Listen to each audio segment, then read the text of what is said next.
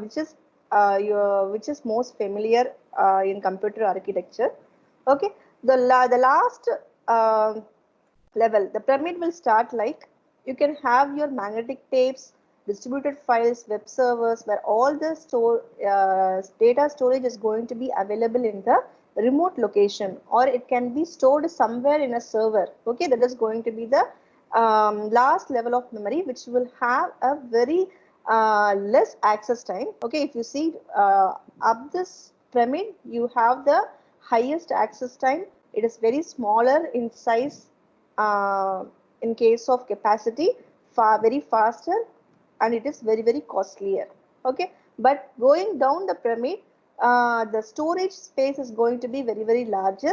The access will be very slower. It is cheaper, and also the storage will be very high per byte. Okay, so you have next level of storage is going to be your local hard disk. Okay, where you have some storage device. It can be a secondary storage device. It can be some devices that you are externally pulling up to store some data. That is called as the local devices. That is local secondary storage. The next level of memory is going to be main memory. That is otherwise called as DRAM. Okay, D is nothing but dynamic RAM. So it is going to be the main memory, which will hold all the disk blocks which is retrieved from your local disk. Okay, and then inside the main memory you have two type of caches will be available. See, this all together three is going to be called as RAM. Okay, RAM, that is read only memory. Okay, so this read only memory is going to have cache memory also, which is L2 cache and L1 cache. So what this cache will do is it will hold the data which is retrieved from the main memory. That is what the cache memory will do. And on the top of all these memory units, you have a component called as CPU registers, which is going to be the memory block which is going to have the highest access time. Okay, which is very small in size. Okay, a register is very small in size, but it can able to store the data, and it can allow the entire processing unit to get processed using all the memory which is supplied from the main memory. So this is what the hierarchy of a memory unit. So now coming to the types of memory, you have ROM and RAM. See here in this memory itself, you have two types. One is RAM and another is ROM. So we'll see one by one what is a RAM. Okay, RAM is actually what it is, a main memory. If it is a main memory, what should be the feature of it? It should be a volatile in nature. What is volatile? The information will be lost when your power supply is switched off. Okay, inside RAM you have two types of RAM available.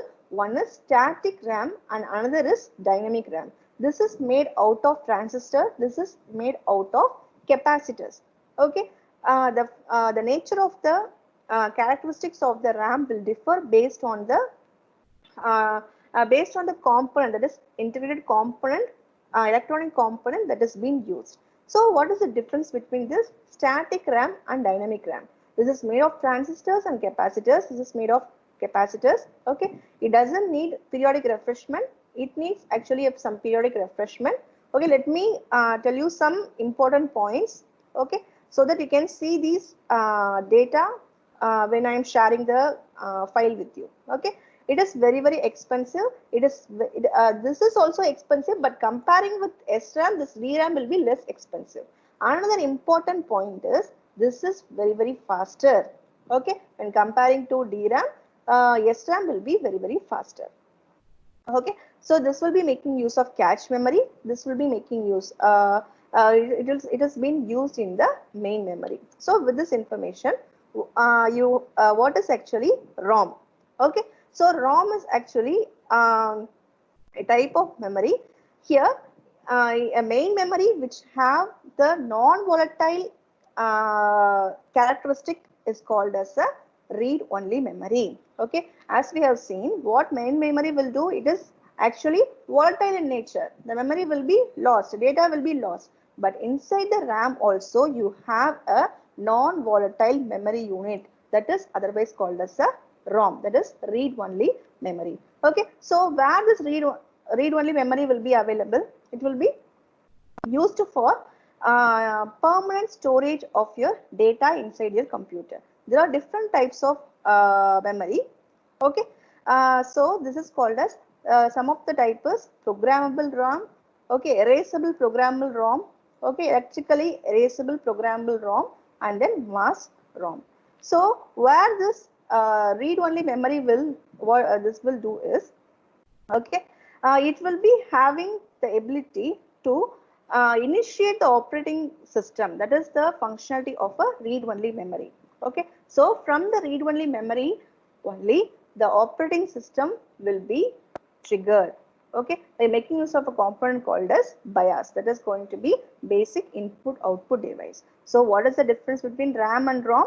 It is going to be non-volatile, that is volatile in nature, but in case of ROM, ROM, it is going to be non-volatile in nature. This is used for permanent storage of your data. Okay, so we'll see some of the main difference between RAM and ROM. This is a random access memory. Okay, read only memory. This is volatile, this is non-volatile. Okay, this is the important thing. This is temporary storage, but this is going to be the permanent storage which is available inside your memory unit. Okay, so RAM is very expensive. That is what we used to say, that like 2 GB RAM, okay, for 4 GB RAM or some number of RAM. Based on the RAM size, the entire cost of the laptop or a desktop will differ. But ROM is very cheap because it is going to make use of only capacitors, okay, in order to store the data. Okay, so it will allow all the read and write operation. Okay, but in case of ROM, it allows only the read only operation. R means read, W means write. I will tell what is read and write operation in the next slide. Okay, so now I'm going to ask you a question. When your computer is turned on, okay, when you're turning on your computer, how the operating system will start its functionality? Okay, you can post your answer in the chat box. I hope you have the chat box option there. Okay, now the question is, when your computer is turned on, how the operating system will start its functionality? Just type in one word or two words. Okay, or you can say like, who will actually initiate the functionality, which component? Is booting? Yes, Travis has given a answer, booting. Yes, I want answer from everyone. Okay, booting, system, boot, record, BIOS. Okay, BIOS, yes, that I have told you now. Yes, booting process, boot process, BIOS. Okay, ROM. Okay, Abhinav has given ROM. Yes, I think Abhinav has given a answer which is relevant, and Anupam, BIOS has been given by many people. Yes, Kaushik Sriram has given BIOS. Some people give him ROM. OS is loaded in ROM. Yes, ROM. OS will be copied from hard disk to RAM when computer is switched on to RAM. Okay, Ayush Singh has given an answer. Then only few answers. Others are what others are doing. You don't want to delete your answers at all. It is simply to know whether you are attending the class or not only. Yes, only 15 to 20 people are listening to the class. Others, what you're doing? Yes, I want answers from everyone. Yes, boot loader. Yes, boot loader. I think exactly some people have Googled it now. Yes, ROM. Okay, many people, some people have Googled it as ROM, boot loader, kernel. Yes, exact Google term. Yes. Sailesh has given bootloader kernel, so he has they get into the in-depth of Google. Okay, ROM. Okay, fine. So almost all the answers have been correct. Okay, thanks for your reply in chat. Thanks for not disappointing me to think like all are sleeping in the class. Okay, so we'll see like whenever your computer is being turned on, what will happen? The power supply will be going into your to your actual computer's CPU. Am I right? So at that time, there is a component called as BIOS, which is the basic input output system that is available inside your computer, inside the CPU. Okay, what it will do is, as I told you, operating system is also a piece of software only. Okay, it has to the operating system from the hard disk, as you have all told, where the operating system will be available in the hard disk. It has to load the operating system from the hard disk to from the hard disk. Okay, it has to load it to the main memory. Okay, that is into the memory. Okay, in memory, here the memory is going to be what? It is going to be ROM, that is random, that is read only memory, because all the data has to be stored permanently. Am I right? So in order to do that, who will actually do this transfer? Okay, the person who is responsible for such activity is called as bootstrap loader. It is actually a system software program which will load the operating system from the hard disk. Okay, that's what I asked you a question, where the OS will be available. It will load the operating system that is residing in your hard disk to the main to the memory in order to start the execution of the operating system. Okay, so this is what happens when your computer is turned on. Okay, the operating system will be loaded. Now we'll see about how the components are going to get interconnected and how the read and write operations are going to get carried out. Okay, now inside the memory unit, what will be available is, the memory is going to be in the form of registers. Okay, registers.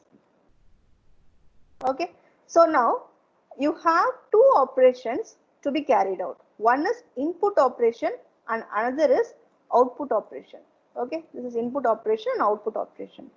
Okay, so if you want to read and write these two, if you want to do this with respect to the memory component, okay, if you want to read something from your memory, okay, what you will do, you will request for, you have to give two inputs. One is you have to provide the address, okay, from where you have to read the data. Okay, for example, A is going to be the variable, it is going to store the value 10. It is available in the memory address 100, okay, 10001. Some address is there. Okay, now if you want to read this data A, you can't straightly go and access this data. How you can access the data is, you have to send the address of the variable where the data is storing. Where the address will be available? It will be available inside the memory. Okay, so if you are sending the address, so provide the address. How you will transfer, how you will communicate with the input and output? That is, input and output will be communicating through what component? Through the bus component, that is address bus. Through the address bus, okay, you are going to send the address of the variable you are going to fetch. Okay, what will be the output? It will return back the value which is available in that particular address. So the input will be 10001, the output will be 10. So this is how you are going to read the data. There is another important thing, enable read control signal. The reason why we are going to enable the read control signal is, there are many signals are available inside the computer. You have one unit called as control unit. If you are enabling this read control signal, this control unit will take care, will keep on monitoring whether the address has been provided through the address bus. It will check, yes, it is done, and then it will check for whether the data is returned from that particular address. Yes, it is done. Then it will close that particular ticket. It will be like a control unit will be acting as a monitoring unit, which will keep on engaging with all the activities that is happening inside a computer. But how the control unit will actually work? It will be keep on having like a system, like for example ticket T1. Okay, this is the first ticket which is raised. So what it will do? It will check whether this is this ticket, the problem, this particular T1 has been done. Whether if it is done, it will be removed. The next ticket will be arising, T2. So like this, the control unit will be keep on looking for all the signals like a ticket, and it will check for whether the activity is completed. Once it is completed, it will remove the activity from its stack. Okay. So the next operation is write operation. So for this write operation, what should be the input you are thinking? First, you have to enable the write control signal, and then if I have to write the value of A as 50, I have to change it as 50. For example, I am saying, okay, if I have to change the value of, change means what? I have to write the value of A to 50. So what I have to do? Again, I have to provide the address, and then I have to give the data also. So in this input stage, what will be the thing going? The address will be going. Here, in case of write operation, it will send the address where it has to write, and also it has to send the data which has to be written. Okay, so it is going to send 10001, okay, 1001, and then 50 data here. So what it will do? It will get the data and it will rewrite the value as 50, and it will provide the data which is written on the data bus. Okay, so here you're using address bus for sending the address. Here you're going to use the data bus for writing the data which has to be written. Okay, so this is what the component of an input and output memory component.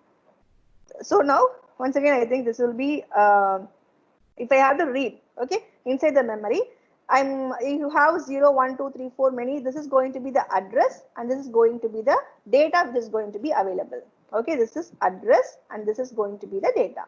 Now if we have to read the value which is available in address 10. So what it will do? It will read this address, okay, and it will return it. Okay, that is what it will read. You can ask me a question, ma'am, why it is not returning 10? Because 10 is actually the address here. The data is going to be this 001 0010. If I have to write something, okay, what I have to do? I have to give the address where I have to write and the data which I have to write. So where is 5 is there? 5 is here. Okay, what is the data I have to write?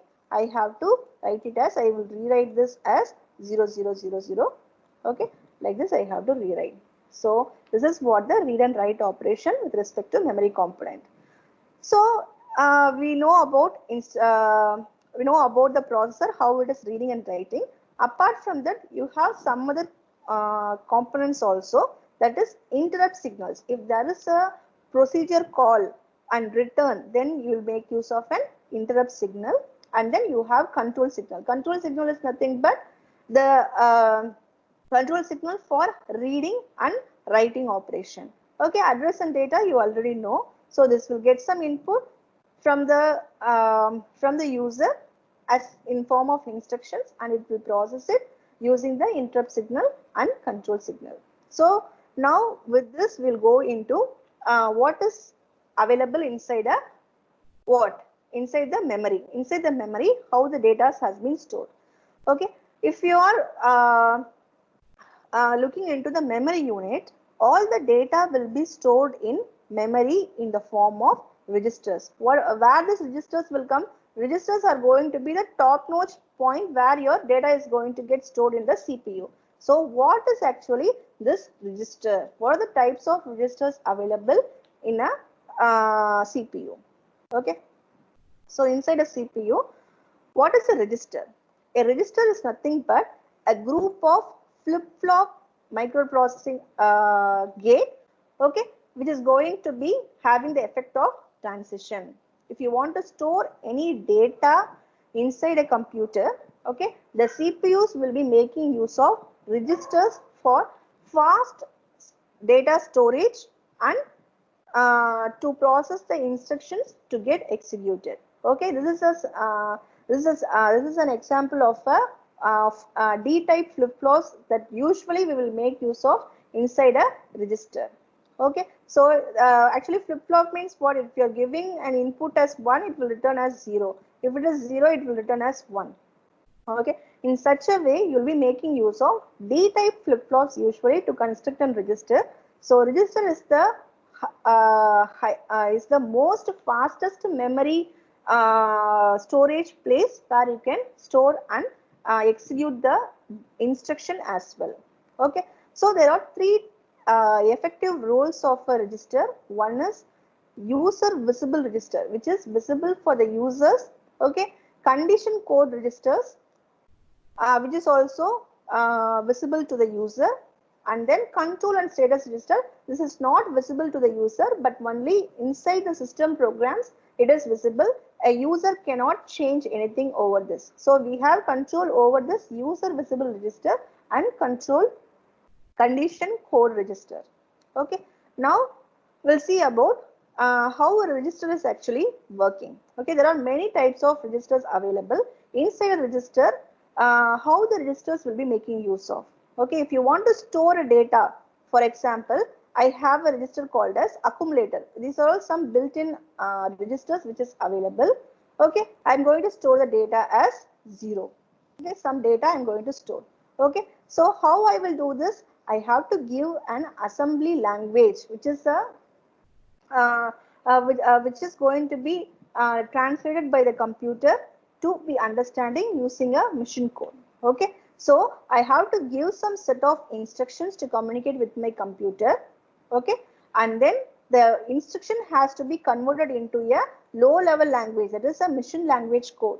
Okay, so inside my instruction I have operands. For example, if I am going to have a as 10. Okay, so A is going to be the operand upon which I am going to instruct those instruction, and then opcode is nothing but a operation code which will be given as an input in a form of instruction, that is called as an opcode. And then address is nothing but on which address the register is going to store the data. For example, I am going to give an assembly code move AL, 34H. So this is going to be the value and this is going to be the destination upon which I am going to move the data 34 hexadecimal value to the register which is termed as AL. So this is how an instruction will be doing. What is this AL? It is also a place which is actually a register which is going to store 34L. This is how a register will take the value through an instruction. An instruction is having the operand. What is the operand here? AL. Okay, and what is the opcode? This entire code is actually an operation code which will be given to the processor to execute.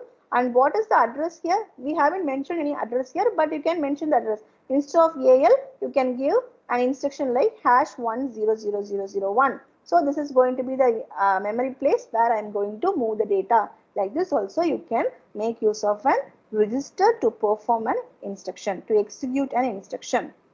Okay, so we'll see about what are all the user visible registers. You have general purpose register. It can make use of to hold only the operand. Okay, and then you have restricted registers. Okay, which is only for floating point and stack operations. Okay, and then you have data registers which can only hold data. An example of data register is accumulator. Usually you will say this accumulator as AC. For example, if I am giving move AC, 10. Okay, if I am giving such value, what happens? Inside AC, the value 10 will be moved. That is 10 will be moved to the accumulator. Okay, so you have other set of registers, that is address register. You have several types of registers here. One of the registers is segment register. It is used to hold the address, base address available in the segment. And then index register. Okay, yeah, it is actually auto indexed. For example, if I have 10 and after this if I have some offset value, some other places are available. Okay, this particular offset, if I am mentioning, then in those places the value will be stored. That is index, that is for indexing, in which place I have to do. For example, 0, 1, 2, 3. If I am indexing like this, I can give, for example, if this particular thing will be in an array A, okay, I can say A of 0, A of 1, A of 2, A of 3, like that I can make the index register as well. And then stack pointer is mainly used inside the register in the form of when you are using stack addressing. There are several type of addressing modes that are available that we will see in upcoming classes. Just for the information, you kindly make a note of what are the types of registers available for addressing. Okay, and then condition code registers are available. This is nothing but flag. Okay, this is otherwise called as flag.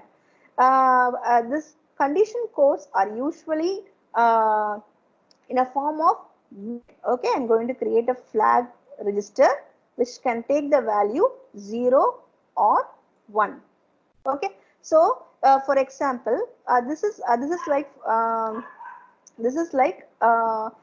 for example, if you're having some set of program, okay, inside the program there is a subroutine call.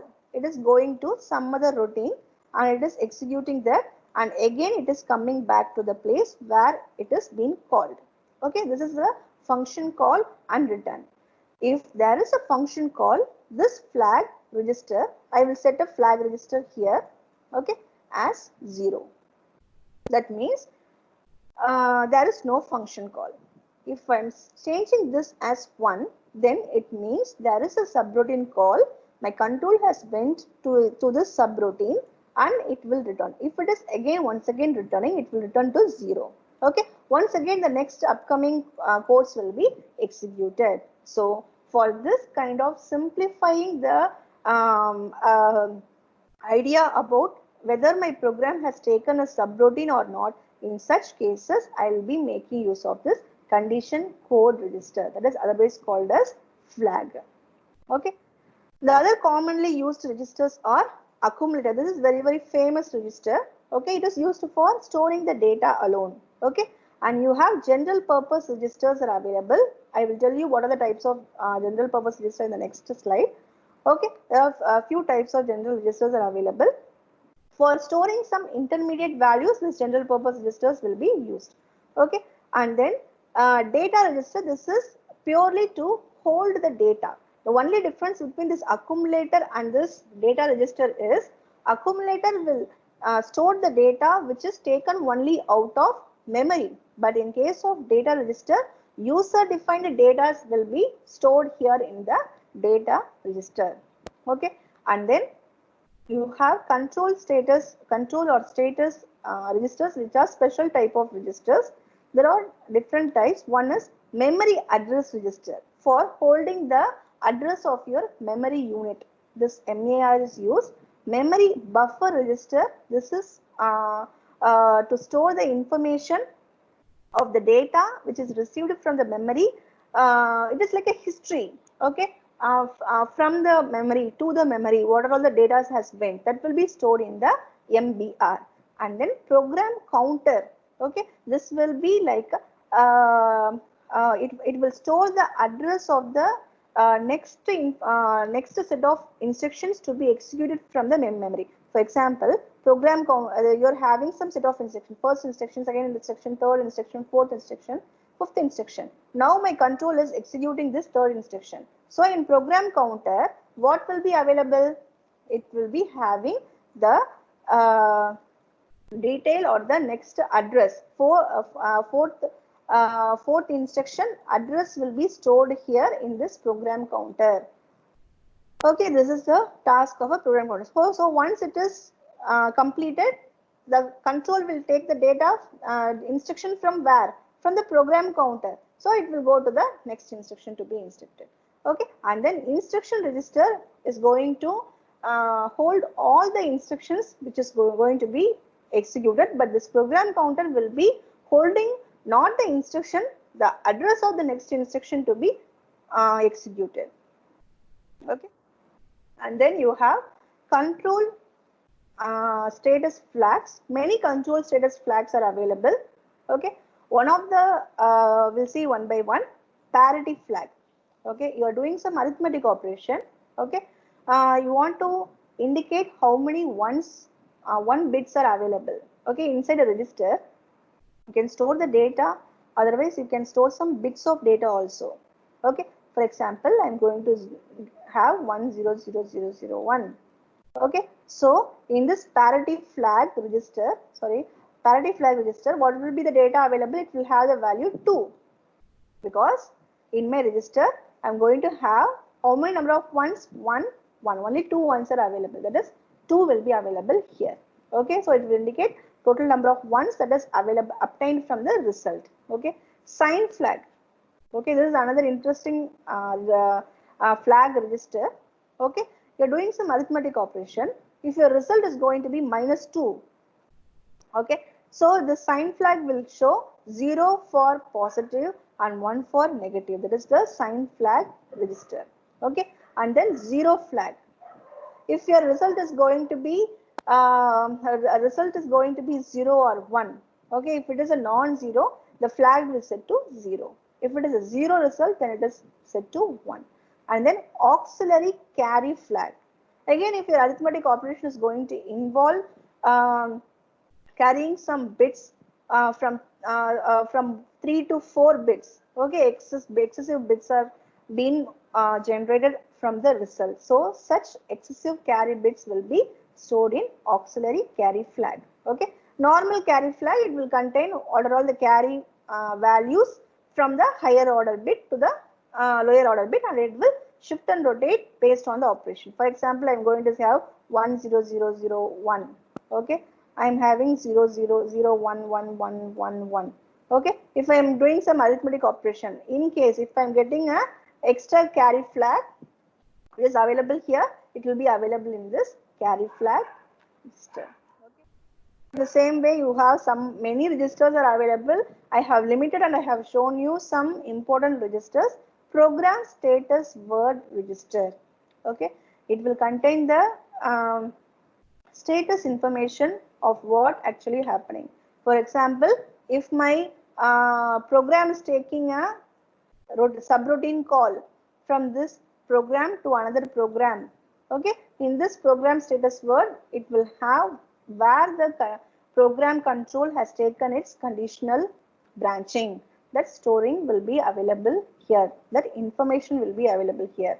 Overflow flag. If you are doing some arithmetic operation, there is a overflow in the higher order bit of the in the leftmost bit. Okay, at the time you will have it in a overflow flag. And then direction flag for performing some comparison operation.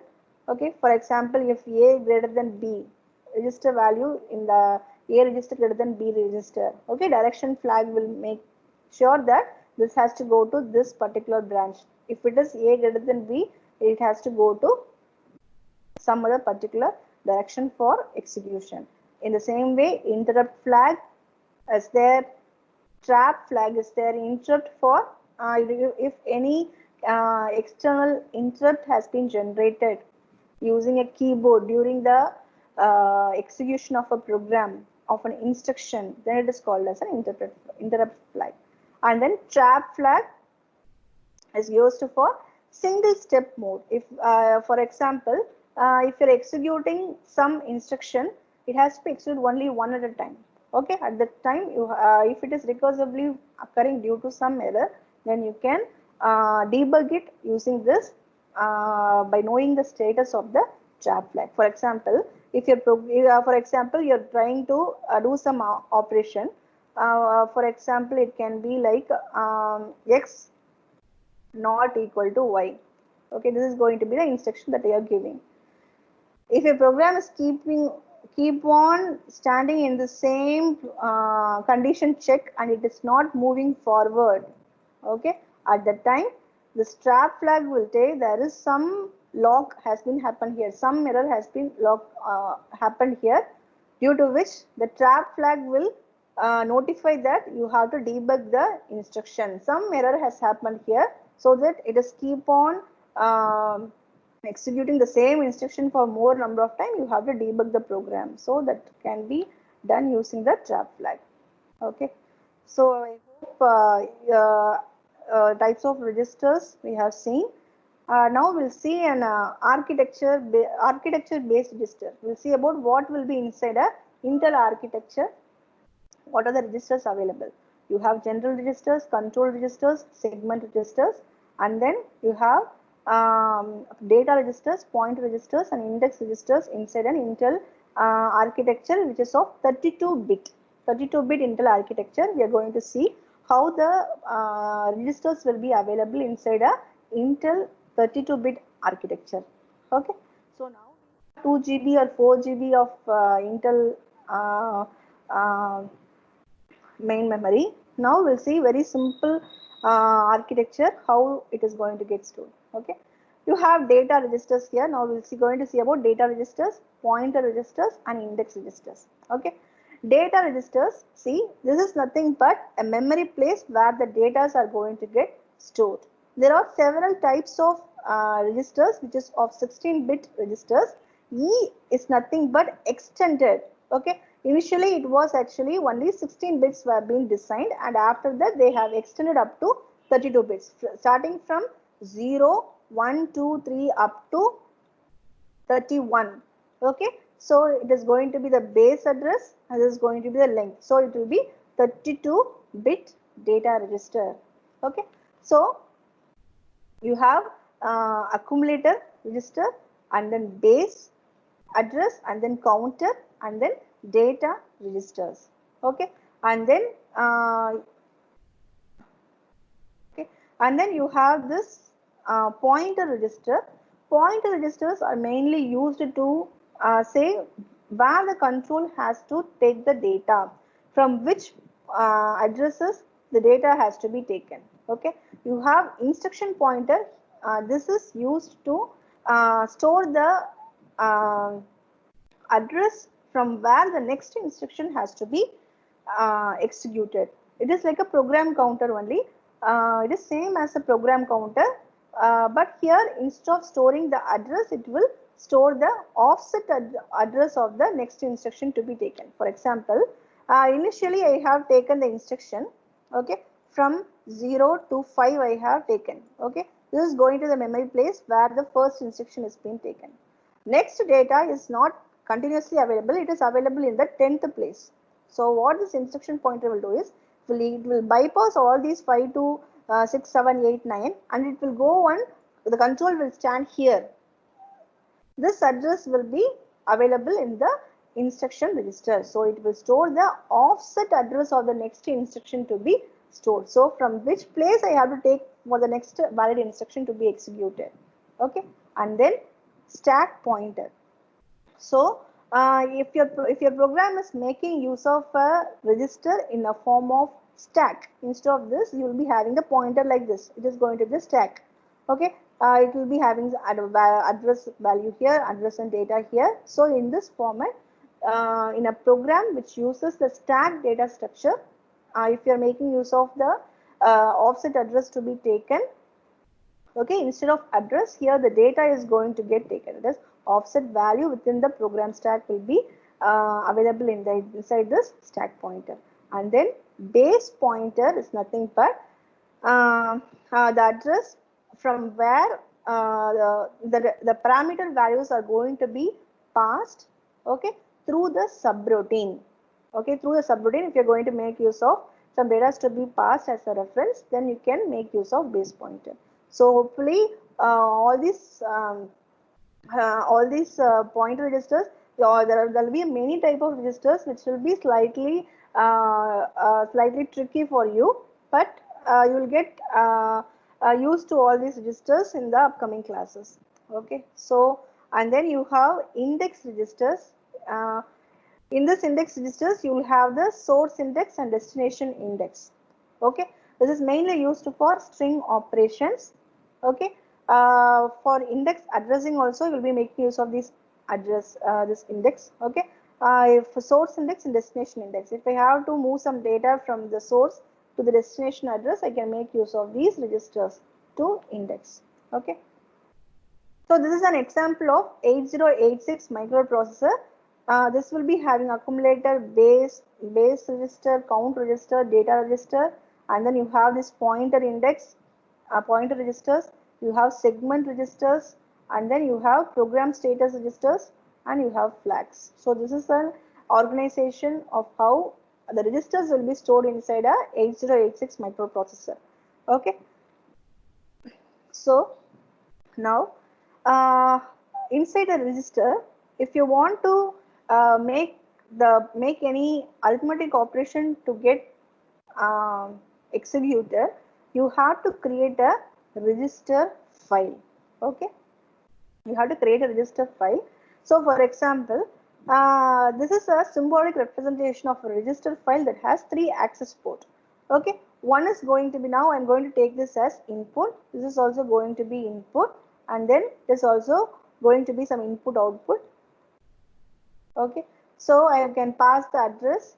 It is going to take the data from here, and this will be taking the address. So all the addresses will be of will the address bus can carry 2 bit of information. Okay, and then the data bus will carry 16 bit of information. Okay, so this is called as a register file. Okay, so with this data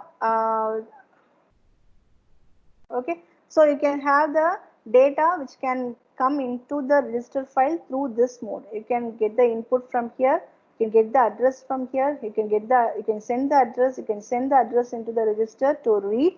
If you want to read back the data at that time, from port A you can read out the data, you can read out and send the data out from the port. Okay, so we'll see how a register file can perform an operation like R3 is equal to R1 plus R2. That means what? I'm going to have registers R1, R2. Okay, what is R1 and R2? These are all registers. So these are all. This is a register R0, R1, R2, R3. This is actually a 4-way 16-bit multiplexer. Okay, this is going to be the multiplexer, and this is going to be the demultiplexer. Okay.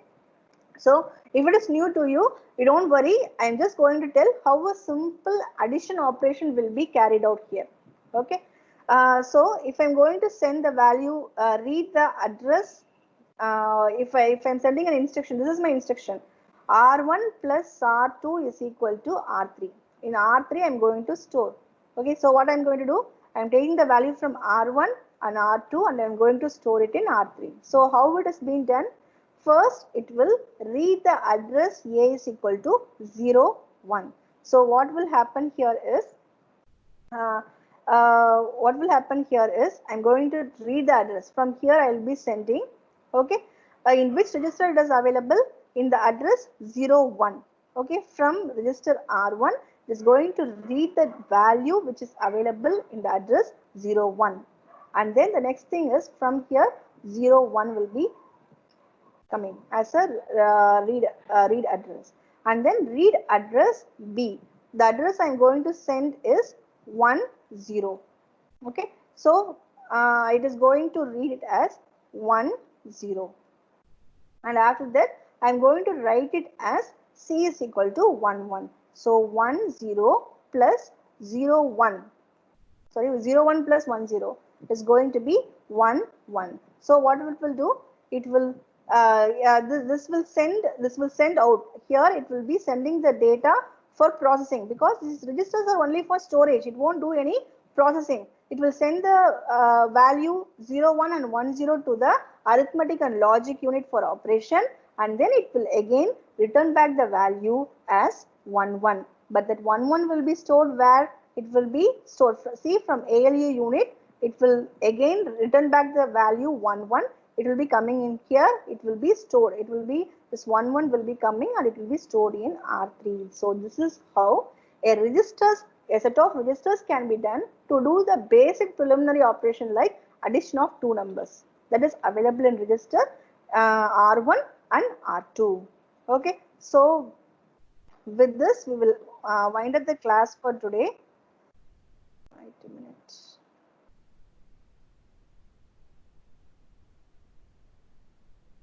Okay, so any questions from the students? So you can raise your hand, you can ask, or you can unmute yourself and ask. I will post the quiz for today.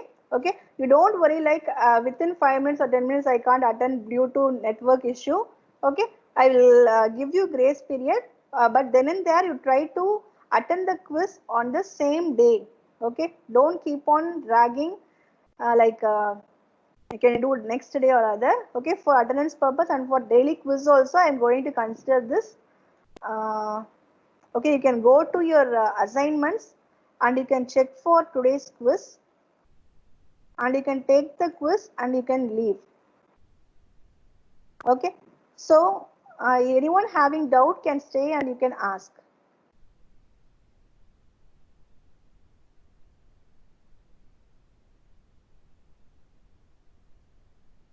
Okay, the assignment for today, you can just check it in assignments tab. Any doubts? Ma'am, it's not showing there. You please refresh it. Wait a minute. For others, it is visible. Yes, now I think you got a notification. Yes, ma'am. Now. Yes, ma'am. Okay. I have posted the PPT that I am using for class in the files folder. Okay, you can have a look into that. You can use it for quiz also. At least you just read it out and you can see the answers also. Anyhow, you can try to attend the quiz. In files tab, I have posted the module 1 class handout will be there. You can have a look into it also.